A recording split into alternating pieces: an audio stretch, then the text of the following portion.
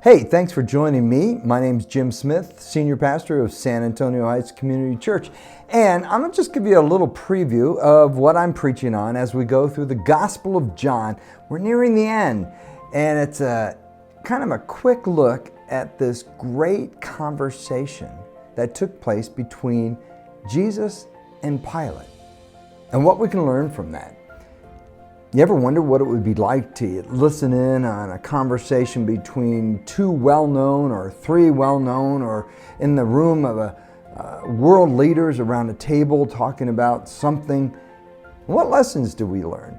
Well, let me give you three, and then I'm going to talk about them this coming Sunday. I'd love to have you come and join us anytime you're with us or near us at 10:15 every Sunday morning. But here's the first lesson. Number one is act on what is right. You know what's right, do it. Pilate, he said 6 times throughout the 4 Gospels, 6 times that I find no guilt in him. I see that he's not guilty. He said that Jesus was not guilty, and he tried to pass the buck. He didn't want to act on it himself. He didn't want to stand up for what was right. He was more concerned about the Pharisees and the people and what they would think about him, and so he tried to pass the buck, so to speak. He says, I'm not going to make this decision. How about if I just appeal to Herod? And so he sent him to Herod, but Herod didn't do anything. Sent him back to Pilate. He goes, can't pass the buck. I tried to avoid making a decision. And so then he worked on some like group dynamics. Maybe the group will decide this and I don't. And so he had Jesus beat and whipped, and he was shredded. Physically, he was beat up, and Pilate said, look, I beat him up. How about I let him go? And they said, no. And he says, you have a tradition. Tried to say, how about I free somebody? And they said, well, free Barabbas. And he goes, what can I do? What can I do? Well, you need to stand up for what's right. And sometimes we just don't. We want to blame other people, not take the responsibility. We sometimes value our friendships, our job, our family members more than Jesus Christ. Number 2 is just use your God-given influence for Jesus. Use your influence for Jesus. God has given you that. Look what it says in John 19:11 when Jesus and Pilate are having a conversation, and Jesus is answering a question that Pilate said. And Pilate said this, he says, don't you realize that I have the power to release you or crucify you? And Jesus said, you would have no power over me at all unless it were given to you from above.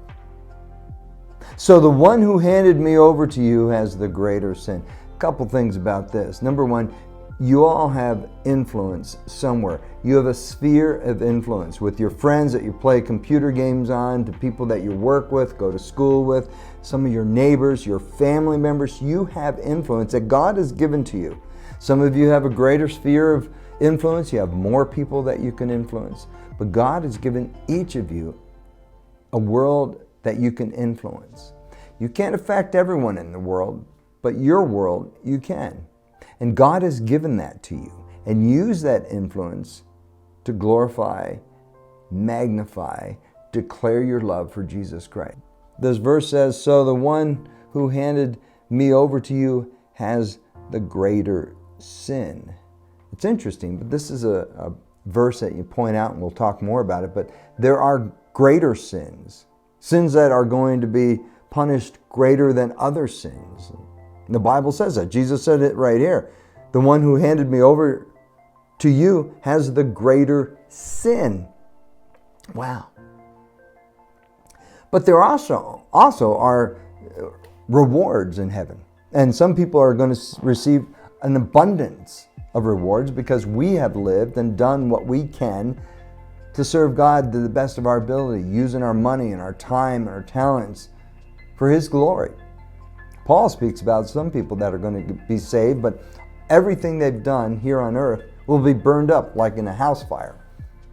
And the third thing that we're going to learn, that we can learn from this conversation between Jesus and Pilate, is Be as our master when questioned.